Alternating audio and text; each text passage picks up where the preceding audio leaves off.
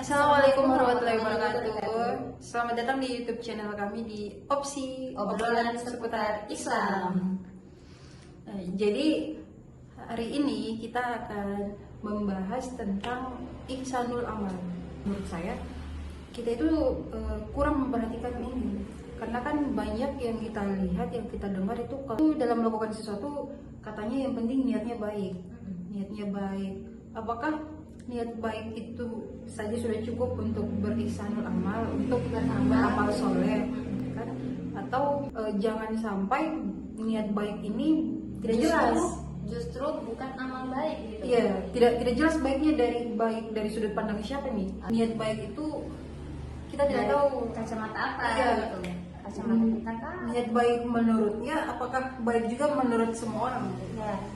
Jadi karena kita hidup itu punya visi, punya tujuan untuk beribadah, dan ibadah itu luas, maka berarti kita hidup ini tuh pasti suatu saat nanti kita akan dimintai pertanggungjawaban. Nah, di dalam Al-Qur'an itu disebutkan dalam Quran surah Az-Zariyat ayat 56, A'udzubillahi minasyaitonir rajim, bismillahirrahmanirrahim, wa ma khalaqtul jinna wal insa illa liya'budun. Jadi tidaklah aku ciptakan jin dan manusia kecuali untuk beribadah kepadaku. Kepada Allah ya, bukan kepadaku.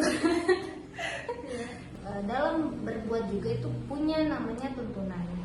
Punya tuntunan, dan tuntunannya itu sudah pasti ketika kita diciptakan oleh Allah, maka pasti yang memberikan tuntunan itu pasti Allah gitu. Nah, tuntunan yang baik dan benar itu berarti sumbernya hanyalah dari Al-Quran dan juga As-Sunnah atau Quran dari Allah dan juga Rasulullah SAW. Nah, jadi kita tidak bisa sekedar bilang berbuat itu yang penting niatnya baik. Contoh misalkan kita berhijab, tapi kita belum ada sama sekali keinginan untuk seperti itu. Maka kita bilang cukup menjilbabi hati saja, kan niatnya baik, niatnya baik menjilbabi hati saja. Padahal kan di dalam Islam itu niat saja tidak cukup. Jadi dalam melakukan amalan kita tidak bisa bilang yang penting niatnya saja, tidak bisa. Jadi dia punya syarat dalam beramal. Syaratnya itu niat yang benar, yang kedua adalah cara yang benar. Nah, niat yang benar itu bagaimana? Apakah niat yang benar itu seperti tadi yang cukup kita bilang niatnya baik, kan saya mau membantu orang, tapi Niat menurut kita bantu orang, misalnya bantu mencontek, bantu mencuri, kan? ya, bantu memberikan jawaban saat ujian, kan niat saya baik, nggak bisa.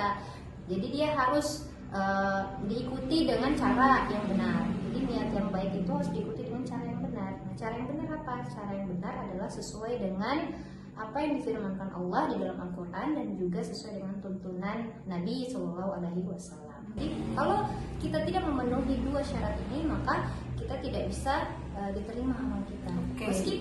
Meskipun kita tidak bisa mengklaim bahwa pahala dan dosa itu kita yang tentukan, tidak. Hak prerogatifnya Allah itu adalah pahala dan dosa. Tapi dengan ilmu yang kita kaji, yang sudah kita tuntut, itu akan mendorong kita itu semakin yakin dan percaya. Apalagi ini kan datangnya dari firman Allah. Kita tidak mungkin menduga-duga ataupun sekadar mengklaim seperti itu.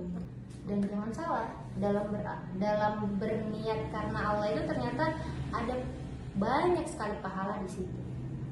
Jadi untuk bernilai pahala itu kita harus memenuhi dua syarat tadi. Jadi kan karena kan banyak orang yang misalnya nih untuk menghidupi keluarganya, kan niatnya baik ya, kita supaya bisa menghidupi keluarganya, mencari nafkah, tapi dengan mencuri, kan itu berarti tertolak ya, amalnya salah. Iya, amalnya salah, bukan amal saleh tapi amal salah. Jadi ternyata sepenting itu ya. Jadi tidak salah-salah niatnya, yang penting niatnya baik. Ya kan, ternyata niat baik itu niat baik di mata siapa dulu? Iya, baik Apakah di mata Allah ataukah di mata manusia? Itu. Jadi tuntunannya jelas, syaratnya juga jelas. Masya Allah, ternyata Islam mengatur sekomplit itu ya. Ada syarat-syarat Begitu detail sampai setiap amalan kita itu ternyata harus memenuhi dua tadi. Jadi tidak salah-salah dalam melakukan segala sesuatu ya. Iya. Dan memang niat itu kan hanya kita yang tahu dengan Allah kan. Jadi Jadi memang penting bahwa kita setiap individu itu harus menuntut ilmu supaya tahu yang mana sih yang benar-benar diinginkan oleh Allah dan mana yang dilarang oleh Allah. Gitu. Pentingnya memang kita untuk belajar Islam. Dan kita juga tidak tahu kalau beramal soleh itu ada syaratnya kalau kita tidak menuntut ilmu, Iya. ya kan? Karena semua apa yang kita lakukan ini akan kita pertanggungjawabkan ya sama Allah. Berarti agar jangan sampai apa yang kita bawa ini ternyata amal salah semua, bukan Iya, amal soleh, betul. bukan amal yang bernilai pahala. Jadi makanya penting sekali untuk kita memperhatikan niat kita dalam beramal soleh, masya Allah. Jadi saran untuk teman-teman, kita harus menuntut ilmu agama, menuntut ilmu Islam, dan apalagi kan menuntut ilmu agama itu wajib ya, thalabul ilmi fardhun 'ala kulli muslimin. Jadi menuntut ilmu itu wajib untuk setiap muslim, dan kita juga harus menuntut ilmu agar tahu ya kan amal apa yang harus kita lakukan. Ya, amal apa yang diterima oleh Allah dan amal apa yang ditolak.